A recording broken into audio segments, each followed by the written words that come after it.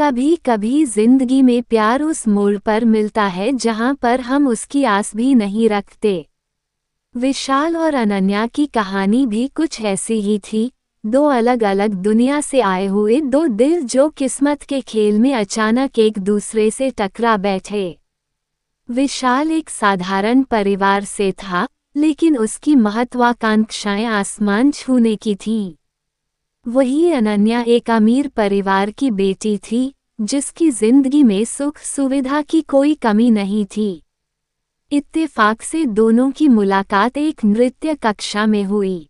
विशाल ने डांस को अपने जुनून के रूप में चुना था और अनन्या उसी नृत्य कक्षा में समय पास के लिए आया करती थी। जब वो दोनों पहली बार मिले तो विशाल पर अनन्या की सुंदरता का जादू चल गया, लेकिन अनन्या के लिए विशाल बस एक और डांस पार्टनर था। समय के साथ उनकी दोस्ती गहरी होती गई।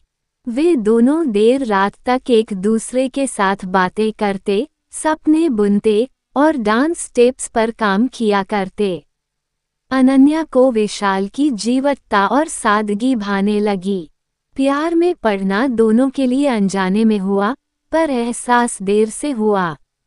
जब तक अनन्या को समझ आया कि उसके दिल में विशाल के लिए जो भावनाएं हैं वो सिर्फ दोस्ती से बढ़कर हैं, तब तक उसके माता पिता उसकी शादी कहीं और तय कर चुके थे।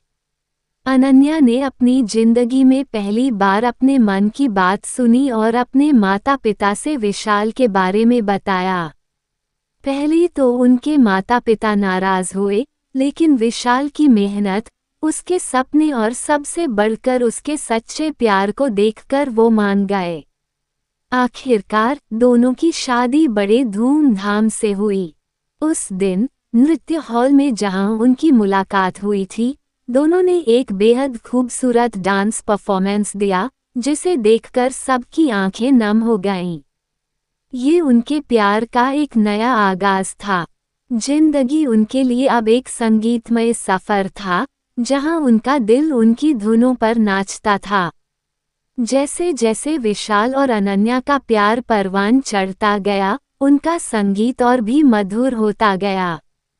दिल से दिल तक न केवल उनके प्यार का सफर था, बल्कि उनके सपनों का भी था।